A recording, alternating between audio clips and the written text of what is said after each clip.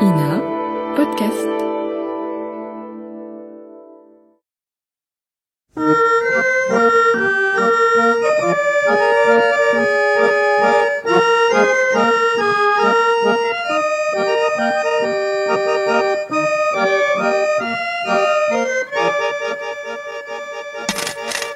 Oh, thank you. Thank you, Monsieur Sherlock Holmes.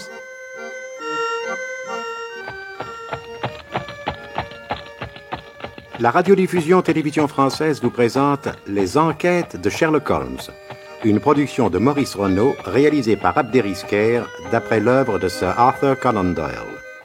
Aujourd'hui, Flamme d'argent. Bonsoir mes chers amis, c'est le docteur Watson qui vous parle. Ce soir, je vais vous raconter une autre histoire de mon ami Sherlock Holmes. Là encore, sa sagacité, je devrais dire son génie, fit merveille. Vous allez en juger. Figurez-vous qu'en cet après-midi de mai 1883, nous roulions tous deux, seuls, dans un compartiment de première, vers un petit pays appelé Tavistock.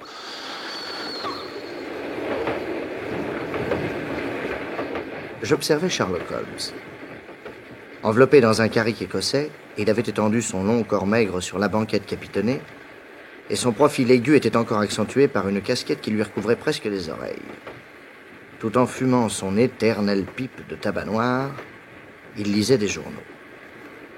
Je regardais cet homme admirable, roulant, même, très détendu, vers une nouvelle enquête que venait de lui demander par télégramme la police criminelle. Elle ne comprenait goutte à un assassinat tout récent commis dans de mystérieuses conditions.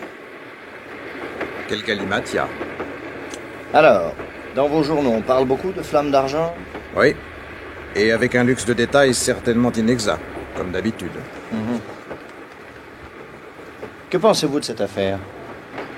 Rien tant que je n'ai pas moi-même interrogé les gens, examiné les choses les unes après les autres et tiré mes conclusions à loisir.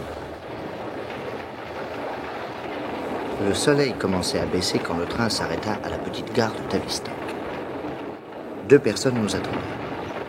L'inspecteur Gregory, une vieille connaissance de Sherlock Holmes, c'est lui qui l'avait appelé, et un petit gentleman en redingote et guêtre blanche, portant monocle et favoris courts, le colonel Rossif, propriétaire d'une célèbre écurie de course. Bonjour, monsieur Holmes. Bonjour, Gregory. Vous connaissez mon ami Watson ? Bien sûr. Mon colonel, je vous présente monsieur Sherlock Holmes et son ami le docteur Watson. Bonjour, messieurs. Bonjour, colonel. J'ai là ma voiture. Allons immédiatement chez Stryker. Nous serons à pied d'œuvre pour causer. Volontiers. 20 minutes plus tard, le cocher nous arrêtait dans un endroit isolé, au milieu d'une lande sauvage devant une coquette petite villa. C'était l'habitation de John Stryker, l'entraîneur du colonel Rossif. Les écuries se trouvaient plus loin, à 200 mètres de là. Sur le pas de la porte, une femme au visage bouleversé nous attendait. Je suis Madame Stryker. Ah, Monsieur Holmes. Monsieur Holmes, je vous en supplie, vous allez découvrir l'assassin de mon mari, n'est-ce pas ? Je ferai tout ce qui est en mon pouvoir, madame. Entrez dans le salon, je vous en prie. Je vous en prie, suivez-moi.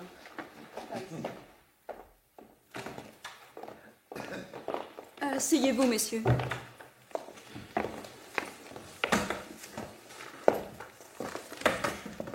Il me semble tout d'abord nécessaire de reprendre les événements depuis le début. Je demande à chacun de vous de bien vouloir rectifier au fur et à mesure les erreurs que je pourrais commettre. Mon colonel, vous possédez ici même une écurie de course dans laquelle se trouvait jusqu'à la nuit de lundi à mardi dernier un cheval appelé Flamme d'argent en raison, je crois, de la tache blanche qu'il portait au front. Exact. Ce cheval était le plus fin joyau de votre écurie, n'est-ce pas ? Oui, depuis 3 ans, aussi bien à l'étranger qu'en Angleterre, il a remporté les plus grands prix. Et il était le favori pour la Coupe du Wessex qui a lieu samedi prochain. Exact. On le prenait à 3 contre 1, même à faible cote. Or, dans la nuit de lundi à mardi, Flamme d'argent a disparu. Oui, d'énormes sommes ont été jouées sur lui. Il est évident que beaucoup de gens avaient intérêt à l'empêcher de courir. Deuxième événement, tragique celui-là. Au cours de cette même nuit, votre entraîneur, John Stryker, a été assassiné. Puis-je avant toute chose vous demander, mon colonel, ce que vous pensiez de M. Stryker ? C'était un homme irréprochable. Il ne m'a donné que des satisfactions. Merci, colonel. Qui M. Stryker avait-il sous ses ordres ? 3 lads. Que pensez-vous de ces garçons ? Correct, rien à dire. Madame Straker, au cours de la soirée, votre mari avait-il constaté quelque chose d'anormal? Non, monsieur. Comme d'habitude, on avait mené boire les chevaux. Et les écuries avaient été fermées à clé à 6 heures. À ce moment-là, 2 des lads sont venus ici pour dîner à la cuisine. Puis ils sont retournés pour se coucher dans la chambre située au premier étage des écuries. Et un peu après, à 9 heures, notre bonne Marie est allée porter de quoi manger aux garçons qui étaient de garde au box près des chevaux. Cette Mary est ici? Oui, Puis-je la voir? mais certainement. Mary! Mary! Madame? Voulez-vous descendre un instant au salon? Oh, mais je suis pas habillée pour voir ces messieurs, madame. Mais venez comme vous êtes, ça n'a pas d'importance. Oh, bah, je me serais quand même bien donné un coup de peigne. Bonsoir, messieurs. Mademoiselle, Oh, me regardez pas, le dimanche fait bien mieux que ça. nous vous croyons sans peine. Dites-nous exactement, mademoiselle, ce que vous savez des événements qui se sont déroulés dans la nuit de lundi à mardi. Eh bien, un peu après 9 heures, j'ai porté à Georgie une assiette de mouton au curry, dont tout le monde d'ailleurs s'était régalé. Et quoi encore? Rien d'autre. Vraiment? C'était parfaitement suffisant. Quand un lad qui est de surveillance se bourre de nourriture, il a envie de dormir, et il n'est pas là pour ça. Et pour boire? À l'écurie, il y a un robinet. Il peut boire de l'eau tant qu'il veut. Ensuite, mademoiselle? Je suis donc partie avec l'assiette de curry et une lanterne parce qu'il faisait nuit noire. Je donne l'assiette à Georgie et je repars. Tout à coup, j'étais peut-être à 50 mètres des écuries. J'entends le chien aboyer très fort et des éclats de voix comme si 2 hommes discutaient. Je reviens sur mes pas pour voir, je reste dans l'ombre et j'aperçois un homme en train de causer avec Georgie par la fenêtre.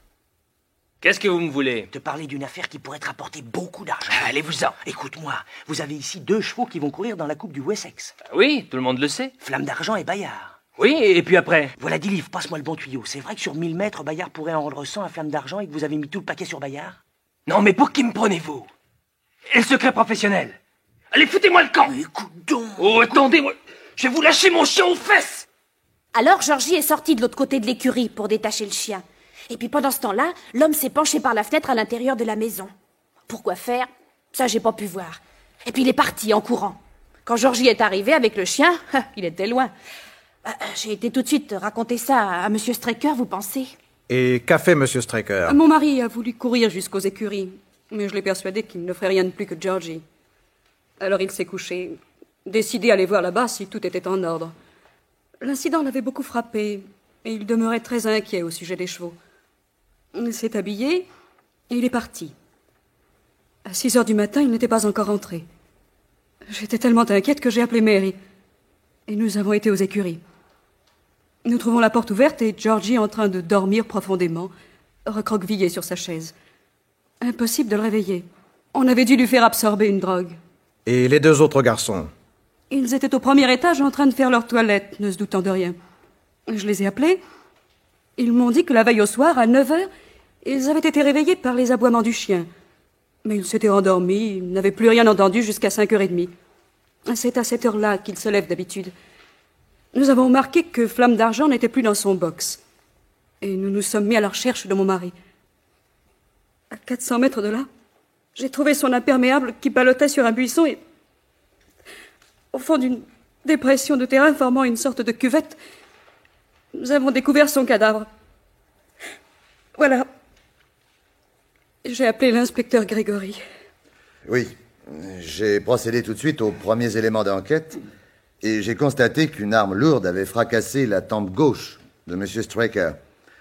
En outre, il était blessé à la cuisse droite, une coupure longue et nette produite par un instrument tranchant. Il s'était visiblement défendu contre son assaillant, car dans sa main droite, il tenait encore un petit couteau couvert de sang figé jusqu'aux manches. Et dans sa main gauche, il serrait un foulard de soie marron à carreaux verts et blancs. J'ai tout de suite reconnu le foulard. L'homme qui était venu offrir de l'argent à Georgie l'avait autour du cou. Oui, Georgie l'a reconnu également. Il est à peu près certain que, pendant qu'il est allé détacher le chien, l'inconnu a versé un narcotique dans le mouton au curry en se penchant par la fenêtre. L'analyse que j'ai fait faire des restes trouvés au fond de l'assiette révèle, en effet, une assez forte quantité d'opium en poudre. Et cette assiette-là était près de la fenêtre? Oui, sur une table toute proche. Donc cet homme aurait attendu que son narcotique fasse de l'effet, et il serait revenu dans la nuit pour voler le cheval en toute tranquillité. Infiniment probable. Et à ce moment-là, les 2 autres lads n'ont rien entendu? Absolument rien. Naturellement, Grégory, vous avez déclenché des recherches pour retrouver le cheval. Oui, mais jusqu'à maintenant, aucun résultat. Dans la boue à peine sèche où est tombée la victime, j'ai relevé des traces prouvant que le cheval a assisté à la lutte entre les deux hommes. Et après, je ne sais plus. Vous n'avez pas idée de l'endroit où le cheval a pu être conduit? J'ai eu tout d'abord un sérieux soupçon.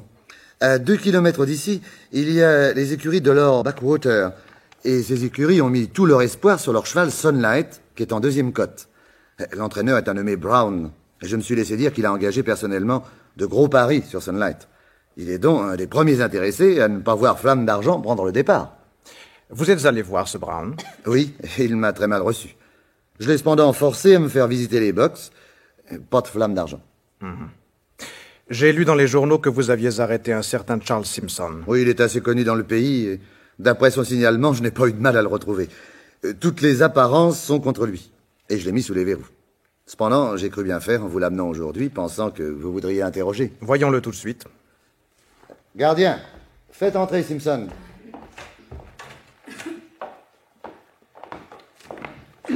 Voilà le gaillard, monsieur Holmes. Quoi, vous êtes monsieur Sherlock Holmes? Oui. Enfin, la chance est pour moi. Il était temps. Que voulez-vous dire? Que vous avez la réputation de voir clair, tandis que les autres, oh là là. Enfin, vous au moins, si vous vous occupez de cette histoire, vous allez vous rendre compte tout de suite que c'est pas moi qui ai tué. Dites-moi, Simpson, comment gagnez-vous votre vie? Je suis un petit bookmaker, Quelle est votre clientèle? Les clubs les plus sélects de Londres, Qu'est-ce que vous êtes venu dire exactement à Georgie l'autre soir, vers 9h? Je voulais piquer quelques tuyaux sur les canassons du colonel Rossif et aller ensuite jusqu'aux écuries de Lord Backwater. Je voulais des renseignements de première main, c'est pas défendu. Le foulard qu'on a trouvé entre les doigts du cadavre, c'était bien le vôtre, n'est-ce pas? Oui, mais qu'est-ce que ça prouve? Je l'ai perdu, il a glissé. Pour ça, les foulards en soi, c'est pas pratique, ça glisse tout le temps. Et cette cravache que j'ai trouvée chez toi, tu l'avais emportée ce soir-là? Mais je vous répète que non. Oh, le menteur! Non seulement Méré est catégorique, monsieur Holmes, mais Georgie lui aussi a formellement reconnu cette cravache. Et vous allez comprendre tout de suite pourquoi ce salopard soutient qu'il ne l'avait pas pendant la nuit du crime. Regardez. Je constate en effet que la boule de la poignée est faite d'une grosse masse de plomb gagnée de cuir. Vous n'allez tout de même pas dire qu'on peut tuer quelqu'un avec ça? Je le dis. Alors là, vous me décevez. Ça. 2 ou 3 coups assénés avec cette boule de plomb sur la tête d'un homme suffisent pour en faire un mort. Mais cette nuit-là, moi, monsieur Straker, je ne l'ai pas vu. Dites-moi plutôt si vous êt blessé. Moi non, pourquoi? Vous m'avez dit, Grégory, que la victime avait certainement lutté contre son agresseur et que son couteau était plein de sang. Ma théorie à moi, c'est que monsieur Straker a sorti son couteau pour se défendre, qu'il n'a pu atteindre Simpson et que c'est en tombant assommé qu'il s'est blessé lui-même. Vous n'avez pas de preuve que j'étais dans le coup. Et ton foulard, imbécile? Alors, selon vous, Grégory, comment les choses se seraient-elles passées? C'est très simple. Pendant que Georgie va détacher le chien, Simpson se penche par la fenêtre et verse de l'opium dans le mouton au curry. Il s'en va et revient vers 1h du matin. Il vérifie que Georgie dort profondément et il kidnappe le cheval. Mais voilà que sur la lande, il est surpris par monsieur Straker. Une lutte s'ensuit entre les deux hommes et Simpson assomme l'entraîneur avec sa boule de plomb.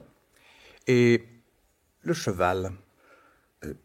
Le gaillard l'a conduit dans une cachette qu'on trouvera bien, ça je vous le jure. En attendant, monsieur Sherlock Holmes, vous me faites relâcher, hein? Encore un peu de patience, Simpson. De la patience, on voit bien que c'est pas vous qui êtes en tôle. Nous avons encore besoin de lui? Non. Gardien, emmenez-le. Excusez-moi, une question encore. Simpson, connaissiez-vous monsieur et madame Straker? Pas du tout. Je n'avais même jamais entendu parler de cet homme. Et Mary? Pas plus. Avant la nuit du crime, moi je l'avais jamais vu. C'est bien, je vous remercie. Je pense, Grégory, que vous avez dressé l'inventaire de ce qu'il y avait dans les poches de la victime. Oui, tout est dans cette petite valise. Entrez. Voilà. Tenez. Voilà. Une boîte d'allumettes bougie. Voilà. 6 cm de chandelle. Une pipe. Oui. Une blague contenant du tabac Cavendish. Comment savez-vous que c'est du Cavendish? Mon ami Holmes a écrit une monographie sur les cendres de 140 variétés de tabac. Ah oui, c'est vrai, excusez-moi. Oui. Voici encore une montre en argent, 3 souverains, quelques papiers et un couteau à manche d'ivoire. Ce couteau est peu banal. Et j'y vois des taches de sang. Je suppose que c'est celui que M. Straker tenait dans sa main quand il est mort. Oui. Regardez donc ce couteau, Watson. Il doit relever de votre profession. Pardon. En effet, c'est ce que nous appelons le bistouri cataracte. La lame très fine et rigide est conçue spécialement pour les opérations délicates. Curieuse idée de s'en servir comme arme de défense. D'autant plus que ce couteau ne peut pas se fermer. La pointe était protégée par une rondelle de bouchon que nous avons trouvée à côté du corps. Et ces papiers? 3 factures à acquitter d'un marchand de foin. Et ceci, une note de la maison Gray, couturier à Londres. Rien. 37 livres pour une robe. Oui. Mais cette facture est adressée à M. William Stevens. Qui est-ce? Monsieur Stevens est un ami de mon mari. Il est aux Indes pour 18 mois et il fait adresser son courrier ici, chez nous. Pourquoi cela? Parce que sa femme est, paraît-il, une écervelée, une dépensière. Et pour expédier ses affaires courantes, Monsieur Stevens n'a confiance qu'en mon mari. Vous dites paraît-il. Vous ne connaissiez pas Madame Stevens? Non, ni son mari, ça ne s'est jamais trouvé. Vous savez, je vais rarement à Londres et toujours entre 2 trains. Et puis, je suis d'une nature assez sauvage.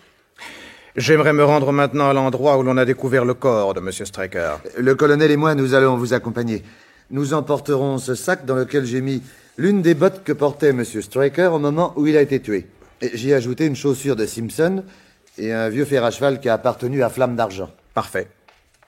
Une courte marche à travers la lande nous conduisit jusqu'à la dépression de terrain en forme de cuvette où avait été découvert le cadavre. Sur la bordure, nous vîmes le buisson où était encore accroché l'imperméable de Straker. Y avait-il du vent cette nuit-là? Non, mais une très forte pluie. Cet imperméable n'a donc pas été projeté contre ce buisson, mais simplement posé dessus. Quelle importance! Il vaut mieux tout préciser, mon colonel. Je remarque en outre que le sol a été piétiné. Sans doute de nombreux pieds se sont-ils promenés par ici depuis la nuit tragique. Non, monsieur Holmes. J'ai fait placer ici, sur le côté, ce paillasson, et nous sommes tous restés dessus. Bravo. Sherlock Holmes descendit dans le creux et poussa le paillasson vers le milieu. Puis il s'allongea dessus et, couché sur le ventre, le menton appuyé au creux de ses mains, il étudia longuement le sol.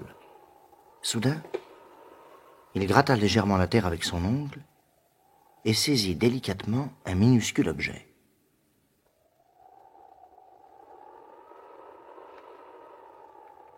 Grégory, voyez ceci. Qu'est-ce que c'est? Une allumette bougie à demi consumée. Ah, en effet. Comment ne l'ai-je pas vue? Elle était presque entièrement couverte de boue. Je ne l'ai trouvée que parce que je la cherchais. Comment? Vous vous attendiez à la voir là? Logiquement, oui. Sherlock Holmes prit alors les souliers qui étaient dans le sac et compara les semelles avec les empreintes sur le sol. Puis il regrimpa près de nous pour se rejeter par terre et ramper à travers les herbes et les cailloux. Il se releva enfin. J'aimerais faire une petite promenade sur la lande avant la nuit afin de reconnaître mon terrain pour demain. Si vous le permettez, je mets ce fer à cheval dans ma poche pour attirer la chance. Faites donc. Pendant ce temps, inspecteur, revenez donc avec moi jusque chez Straker. Il y a un certain nombre de choses sur lesquelles j'aimerais vous consulter. Volontiers, mon colonel. Par exemple, au train où vont les choses, ne serait-il pas raisonnable de rayer Flamme d'Argent de la liste des chevaux partants? N'en faites rien, mon colonel. Quoi? Vous espérez retrouver mon cheval d'ici là? Pourquoi pas? Alors je vous laisse vous promener sur le ventre. En général, ce n'est pas un bon moyen pour aller vite, mais après tout, n'est-ce pas? Chacun son métier. Venez, Grégory.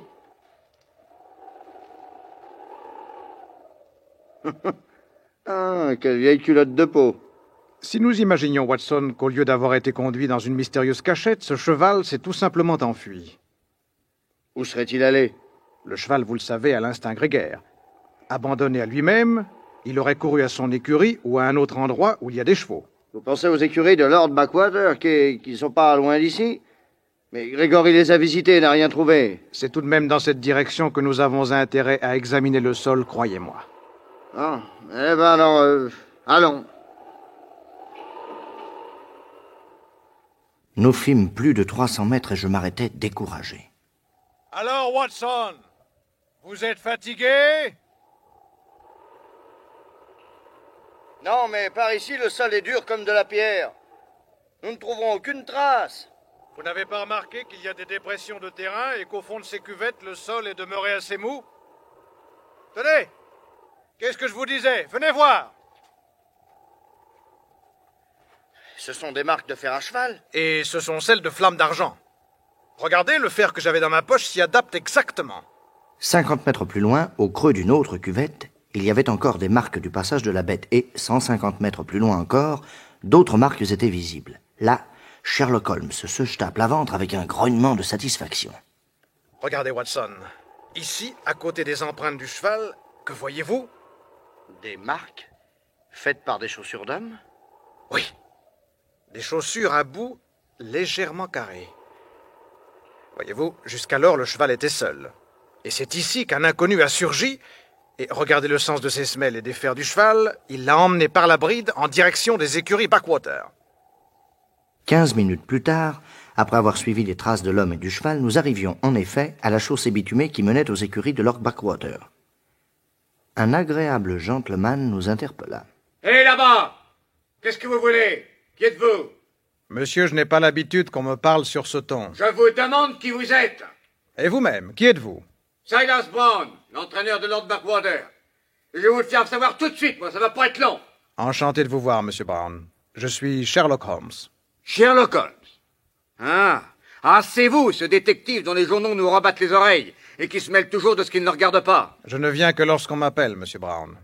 Et j'ai été appelé par la police criminelle. C'est en son nom que je suis là. Pourquoi faire? Pour que vous nous rendiez Flamme d'Argent. Oh, mais je commence à en avoir assez, moi, de ces accusations insultantes. Un inspecteur est déjà venu ici. Il aurait dû savoir que nous n'étions pas des voleurs de chevaux. J'aime autant vous dire que ça va vous coûter cher à tous. Monsieur Brown, j'aimerais visiter vos écuries. Foutez-moi le camp! Si vous n'avez rien à vous reprocher, je comprends mal votre attitude. Parce que moi, je n'aimais pas la vôtre. Allez, filez, ou je lâche mes chiens. D'accord, mais c'est seulement mon ami Watson qui va filer. Pour aller chercher la police. Et je vous garantis que ma perquisition va avoir lieu. Quant à vous, vous serez poursuivi pour outrage à policier dans l'exercice de ses fonctions. Bon, vous fâchez pas. Mais vous avez vraiment du temps à perdre. Cette maison est une maison honorable. Et puisque la police n'a rien trouvé, qu'est-ce qu'il vous faut de plus? Ce qu'il nous faut de plus, c'est Flamme d'Argent. Mais nous, ici, on n'a rien à faire avec cette histoire. On n'a rien à se reprocher. Raison de plus pour nous laisser entrer. C'est ici à droite, j'imagine. 3 minutes plus tard, nous étions dans les écuries. Sherlock Holmes s'arrêta devant la sellerie. Auriez-vous un peu d'esprit de vin, Monsieur Brown? Pourquoi faire? Vous le verrez bien. D'esprit de vin, nous n'en avons pas. Oh, regardez sur cette planche, cette bouteille avec cette superbe étiquette. Ah oui, en effet. Voyez-vous, je l'ignorais moi-même. Maintenant, je voudrais un chiffon. Ah, en voici un. Je le prends, vous permettez? Venez, Watson, nous allons inspecter les chevaux les uns après les autres. Sherlock Holmes entra successivement dans chaque box. Il examinait le cheval, et avec le chiffon imbibé d'esprit de vin, il frottait le poitrail ou le flanc. Rien d'anormal.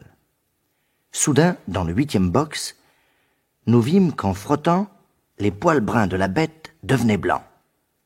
Le chiffon était maculé de teinture. Sherlock Holmes bondit à la tête du cheval et lui frotta vigoureusement le front. Une large tache blanche apparut, la célèbre tache blanche de Flamme d'Argent. Pour maquiller les chevaux, Monsieur Brown, vous êtes un artiste. Mais je comprends rien. Ne perdons pas de temps en mensonges inutiles. Voulez-vous que je vous dise, moi, ce que vous avez fait mardi dernier à l'aube? Mardi? Oui. Vous étiez sorti de très bonne heure, comme d'habitude. Et vous avez aperçu Flamme d'Argent qui errait sur la lande. Vous avez d'abord été très surpris, et puis vous vous êtes dit, pour une fois que ce satané concurrent est à la portée de ma main, je serais bien bête de ne pas en profiter. Je pourrais le cacher jusqu'à dimanche, et pendant ce temps-là, c'est notre cheval à nous qui gagnera. Oh, je me suis rien dit de tout ça. Vous avez aussitôt amené le cheval jusqu'ici pour le maquiller. Et tellement bien que l'inspecteur Gregory n'y a vu que du feu. Mais rien ne prouve que c'est moi. La preuve formelle, mon cher, vous l'avez aux pieds. Quoi? Vous portez des bottes à bout légèrement carrées. Et tout au long de la lande, ce sont leurs empreintes qu'on retrouve à côté des fers du cheval. Oh, ça alors? Watson, mon ami, auriez-vous l'amabilité de reporter à la sellerie cette bouteille et ce chiffon? Bien volontiers. Merci. Je reportai la bouteille et le chiffon, pressentant bien que mon ami voulait rester quelques instants avec cette aimable crapule. Quand je revins, Brown avait le teint couleur de cendre et ses manières de bravache avaient disparu. Il suivait Sherlock Holmes comme un chien suit son maître. Vos ordres seront exécutés, monsieur Holmes. Point par point, Brown. Je compte sur vous, n'est-ce pas? Oh, vous pouvez compter sur moi, monsieur Holmes. Il nous reconduisit jusqu'à la grille et nous reprîmes la direction de la villa Straker. Charmant garçon, ce Brown. Mais vous n'êtes pas inquiet de laisser Flamme d'argent entre les mains de ce bandit? Il y veillera comme à la prunelle de ses yeux. Sa seule chance de pardon est là, et il le sait. Le colonel Rossif doit rarement pardonner à quelqu'un. C'est mon affaire, et non pas celle du colonel dont j'ai l'intention maintenant de m'amuser un peu pour lui faire le caractère. D'abord, pas un mot sur la découverte du cheval. Entendu. Il ne reste plus qu'à trouver qui a tué Straker. Je pense que vous allez vous consacrer à cette dernière énigme sans perdre une minute. Non. Comment non? Vous abandonneriez une enquête si brillamment commencée? Sherlock Holmes ne répondit pas, et comme de coutume, je respectais son silence. Un quart d'heure plus tard, nous retrouvions Grégory et le colonel dans le salon de la villa Straker. Alors, monsieur Holmes? Le docteur Watson et moi, nous allons rentrer à Londres par l'express de nuit. Ah, vous vous avouez incapable de retrouver l'assassin. Il y a des obstacles, en effet. C'est pourtant bien pour ça qu'on avait fait appel à vous. Mon colonel, tenez votre jockey fin prêt pour samedi. Votre cheval sera au départ. Quoi? Vous l'avez retrouvé? Je vous dis qu'il prendra le départ, vous avez ma parole. Votre parole. J'aimerais mieux avoir le cheval. Tenez votre jockey prêt, vous dis-je. Et surtout ne faites rien d'autre. Et je vous serais même reconnaissant, Grégory, de bien vouloir prendre en charge le colonel Rossif samedi prochain à partir de 9h du matin. Promenez-le où vous voudrez et ne l'amenez au champ de course qu'au moment du départ de la Coupe du Wessex. Ah, ça vous êtes fou, mais je refuse. On ne dispose pas de moi de cette façon. Indispensable, mon colonel, pour terminer l'affaire. Grégory, pourrais-je trouver ici une photographie de M. Straker? Allez, voici une enveloppe qui en contient tout un choix. Merci. Là-dessus, messieurs, bonsoir. Nous serons tous présents à la Coupe du Wessex samedi. À samedi, monsieur Holmes. Mon colonel, puis-je disposer de votre voiture pour aller à la gare? Ah, si vous voulez. Excusez-moi si je ne vous reconduis pas. Nous sortons de la villa et voici qu'en face, sur la lande, Sherlock Holmes remarque un troupeau de moutons. Grégory, ces bêtes appartiennent au colonel. Oui? Pourquoi? Sans répondre, mon ami se dirige vers les moutons et se met à les observer les uns après les autres avec une extrême attention. Dites-moi, berger, approchez. Avez-vous remarqué que vous avez là 3 moutons qui ont du mal à marcher? Ah oui, ils boitent. À quoi attribuez-vous cela? Oh, je ne sais pas. Allons, Watson, en voiture. Au revoir, Grégory. Vous attachez de l'importance à ces moutons qui boitent? Peut-être, Grégory. Pensez-y, voulez-vous? Ah, bon. Pensez également à l'incident du chien. Quel incident du chien? Vers 1h du matin, quand on est venu voler le cheval. Mais il n'y a pas eu d'incident. Justement. Le samedi suivant, nous étions au champ de course pour assister à la Coupe du Wessex.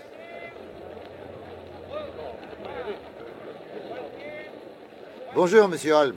Bonjour, Grégory. Bonjour, mon colonel. Vous voyez, le colonel et moi, nous arrivons à l'instant. Et l'inspecteur m'a empêché d'aller jusqu'au paddock. C'est un abus de pouvoir. Je porterai plainte. Votre jockey, là? Et comment voulez-vous que je le sache? Il est prêt à sauter en selle, monsieur Holmes.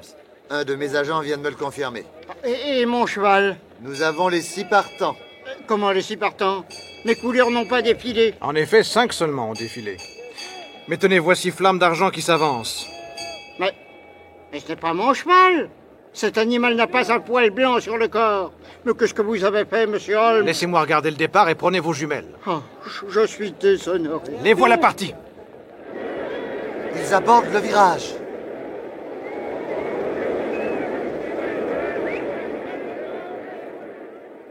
Les 6 chevaux étaient tellement serrés qu'on les aurait vraiment dit dans un mouchoir. À mi-distance du ruban jaune, l'écurie de Lord Backwater passa en tête. Mais avant d'arriver à notre hauteur, Sunlight avait tout donné. C'est alors que le cheval du colonel se lança dans un rush sensationnel et il passa le poteau avec 6 bonnes longueurs d'avance sur son rival.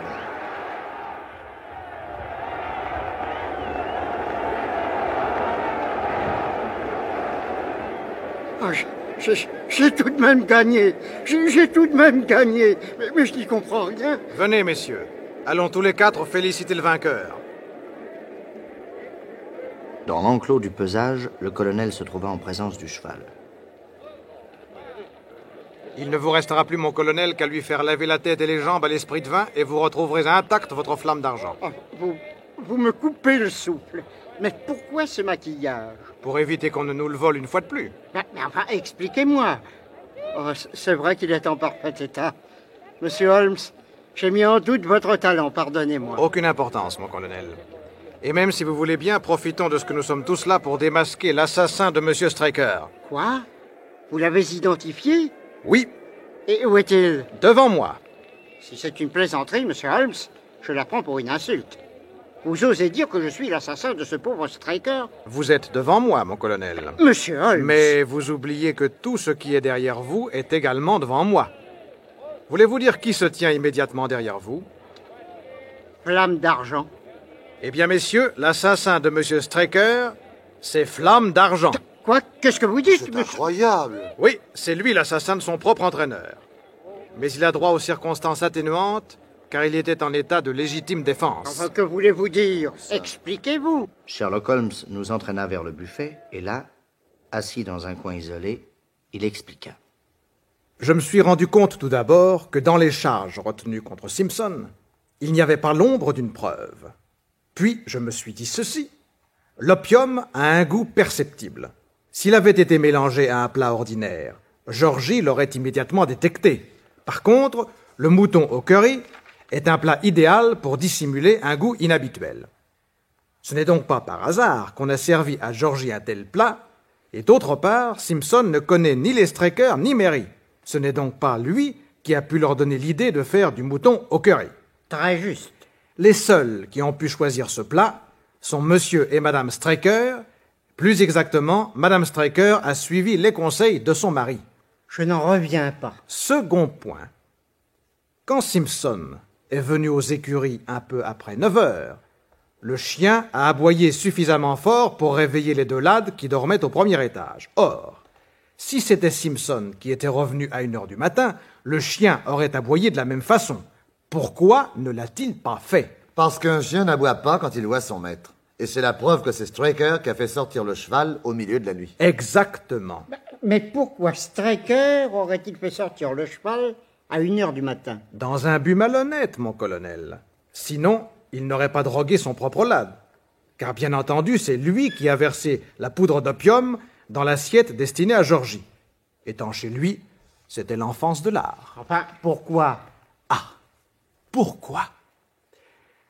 Vous connaissez trop le milieu des courses pour ignorer que des entraîneurs empochent parfois de grosses sommes en misant contre leurs propres chevaux, par personne interposée. Ensuite, ils les empêchent de gagner par une fraude quelconque. Le jockey retient le cheval, ça c'est bien connu. Ou bien blesse la bête. C'est précisément ce qu'il a voulu faire. J'ai du mal à le croire. Avouez que pour se défendre, personne n'aurait l'idée d'utiliser une arme comme celle qu'il avait dans la main. Ce bistouri est destiné aux opérations les plus délicates. Or, justement, cette nuit-là, ce bistouri devait servir à une opération délicate.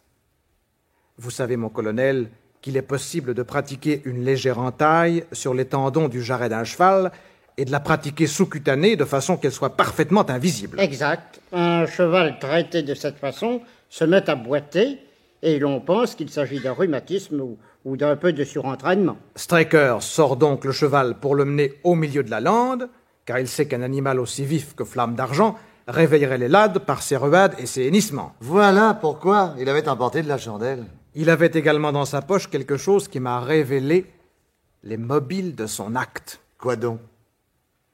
La facture du couturier.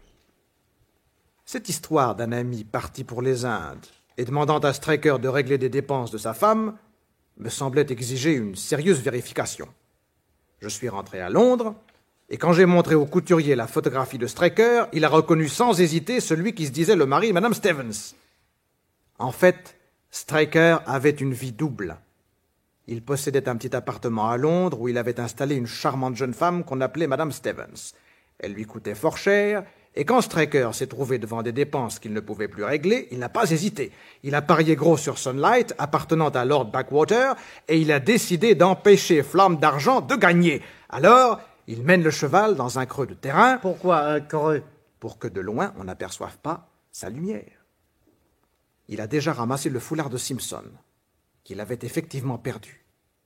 Et il compte s'en servir pour immobiliser la jambe du cheval. Il enlève son imperméable pour avoir les gestes plus libres. Il le pose sur un buisson, puis il sort son bistouri. Il le garde en main et allume une allumette bougie. C'est alors que le cheval est effrayé par cette lueur subite, ou peut-être par l'étrange instinct des bêtes qui sentent qu'on va leur faire du mal. Il lance une ruade dans le ventre de son maître, qui tombe et se blesse avec son couteau. Une deuxième ruade vient alors lui fracasser la tête. Voilà. C'est extraordinaire. On dirait que vous y étiez. Je m'étais dit également qu'un gaillard aussi rusé que Straker n'aurait pas entrepris une aussi délicate opération au tendon sans être entraîné.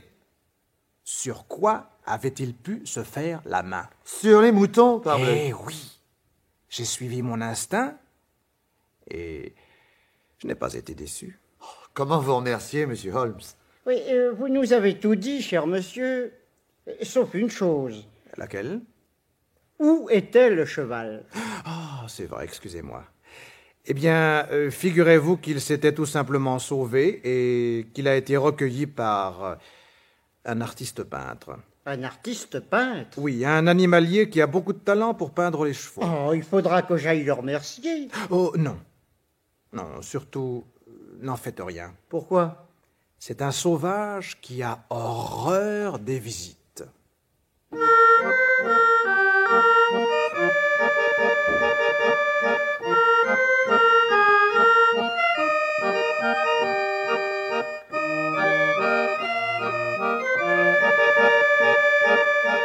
Dans la série Les enquêtes de Sherlock Holmes, vous venez d'entendre Flamme d'argent, d'après la nouvelle de Sir Arthur Conan Doyle.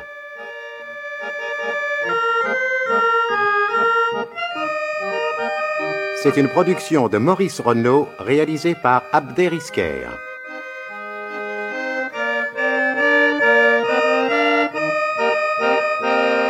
Avec Maurice Ténac dans le rôle de Sherlock Holmes, Pierre Mondy dans celui du Dr Watson, et Nathalie Nattier, Georges Hubert, Géo Valery, Alain Bouvette, Jacques Anquetil, René Vernès et Robert Tanton.